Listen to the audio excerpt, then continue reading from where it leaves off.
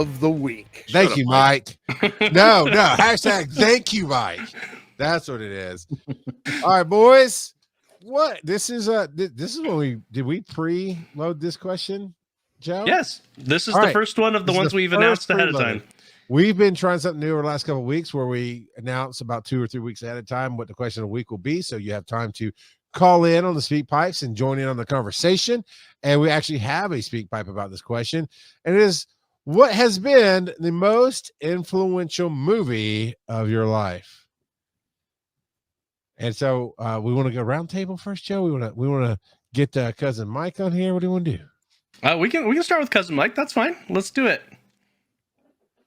Hey guys, cousin Mike here, calling in. I'm not dead. It's gonna be my catchphrase now.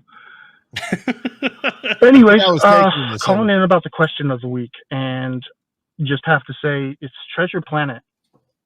Okay. Even though I hate Disney, Treasure Planet is the most influential movie in my life. Just because it was the inspiration that inspired me to just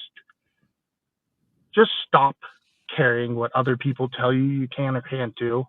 I have dyslexia, and it's pretty bad, but I also have a rare tandem condition called dysgraphia, where I have trouble writing physically, like actually writing. Like I will write half of one sentence and then start writing half of another sentence because my brain's gone past where I write.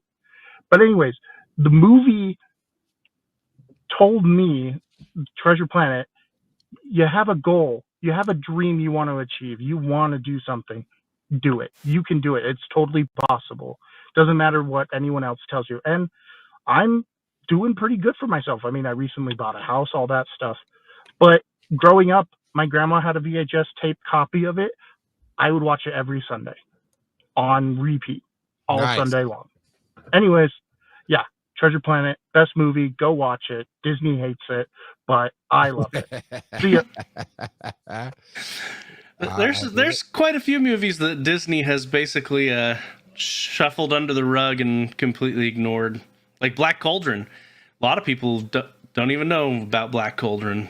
The Black Hole. Yes. I'm starting to see a trend in the titles they don't like. All right, Cameron, let's break that news.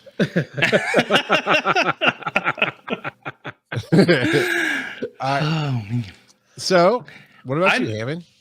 For me, okay, so it would be easy for me to say Star Wars because I saw it when I was in first grade or second grade, and it changed the way I saw storytelling and imagination. I could easily say something like,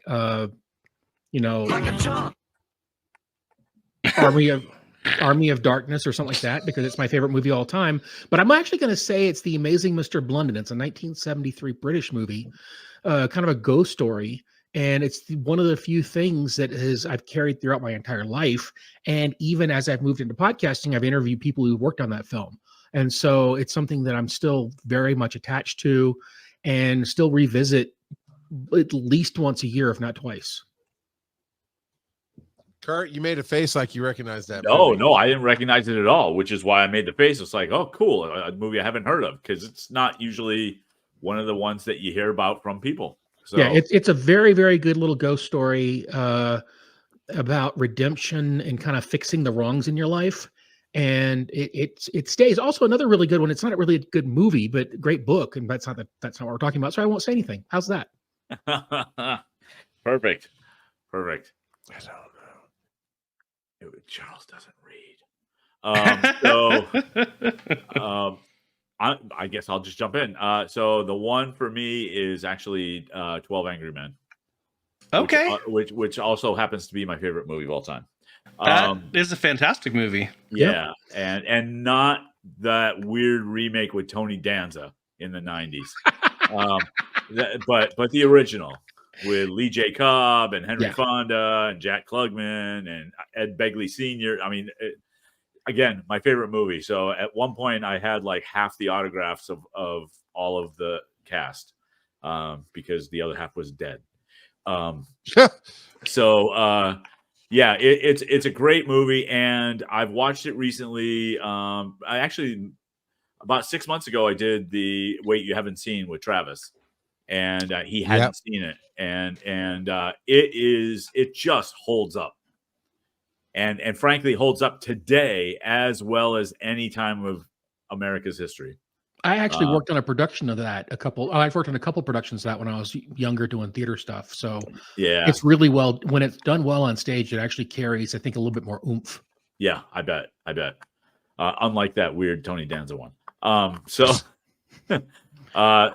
yeah, it just, and it really speaks to prejudice and taking things at face value versus looking into what the possibilities are, and gives you that maybe I should question kind of everything. And it's awesome. It's just great. And so I try to view things through that lens a lot. Makes me feel pretty stupid for mentioning Army of Darkness now. So everybody needs a boomstick. You got ugly real fast. Joe. I mean, there's a ton, but I think the one I'm going to go with is Tron as one of the most influential movies in my life. It was such a different everything. Like, Tron was a trendsetter for a lot of things. One of the first to really lean into CGI like that, so much so that it was discounted for a lot of different awards because of the CGI. But it also sparked my interest in computers in a big way. And now I'm a programmer. Like, it had a huge influence on computers and their role in my life. And so for that reason, I'm going to go with Tron. I know what Charles's is. Charles's is definitely Pokemon the first movie, because that's where he learned you got to be the very best, and that's been his motto his entire life. That's why he goes by the moniker Rock God, because of Pokemon. Oh, I thought it was going to be the first the animated Transformers film. Too soon, man. Too soon, man. We got the power. The Last Unicorn. That's it. I knew it. Charles loves The Last Unicorn. No, he looks like a Legend guy to me. Okay, all right. All right, that's a deep cut, Hammond. All right. Legend you shut your mouth about Legend. That's good stuff. There's been lots of different movies that really impacted me and affected me. And I wanted to kind of start off with a joking bit, but Joe ham-fisted that up. So I was gonna say Leap of Faith with Steve Martin. Leap of Faith. You see, where he's just, give me a word to work in during this whole thing. Vital sighting, and he's the preacher on the stage. Yeah, but no, honestly, the most pivotal movie that changed the course of my life was The Matrix, and I came in from a deep religious background. And I could see, and it was just an allegory that just opened.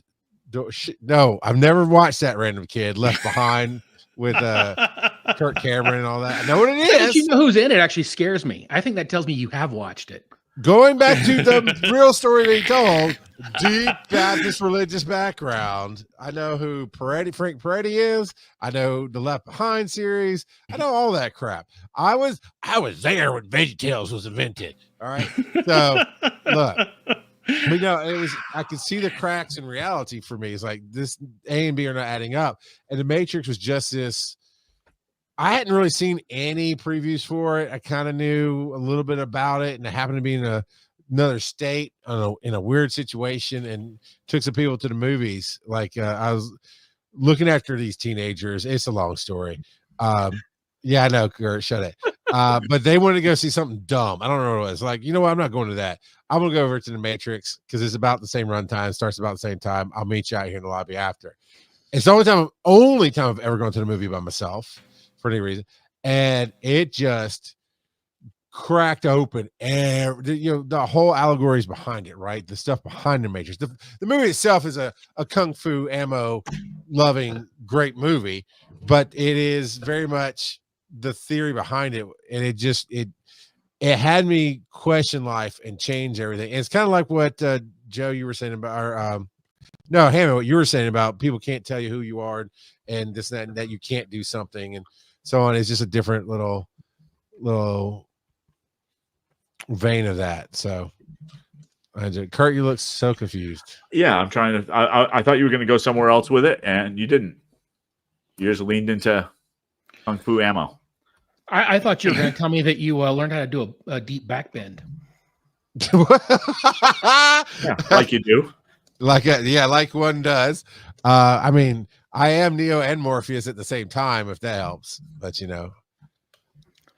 is all there.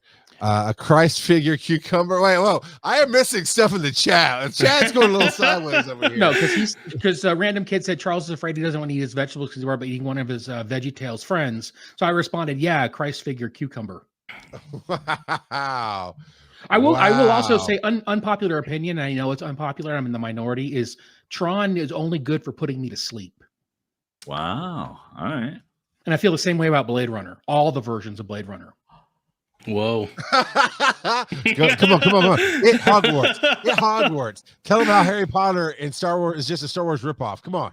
Oh, it is, but it's a good Star Wars ripoff. Yeah. It's better than Star Blast or some of the other Hit now punch Lord of the Rings and talk about it's just about walking and only morons watch it. Which one? Lord of the Rings. Lord of the Rings. Oh, well, never mind. I won't talk about Lord of the Rings. 'Cause I don't like the two towers, but I do like. Is that why they fell? The third. Joe got it.